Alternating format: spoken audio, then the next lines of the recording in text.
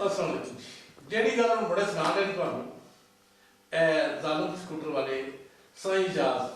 पिंड खासपुर बड़ी प्यारी बड़ी सोहनी शख्सियत बड़ा चंगा जवाब ते वीरा प्यार से नाल अल्लाह ताला साईं जाज मुकाम बड़ा इलाज बनता जिस बंदे की गवाही इंसान पिछों दे उस बाद यकीनी बात है इंशाअल्लाह जन्नत ही जाएगा। तो साईं होनी बड़े अंदाज गाने सुने के गाने जालम स्कूटर वाले वही गाना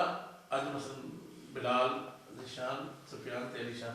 ऐ थोड़ा सुनाते रहे ठीक है इंशाअल्लाह सुनो कि अपनी राय जरूर चलो मेरे जालम स्कूटर वाले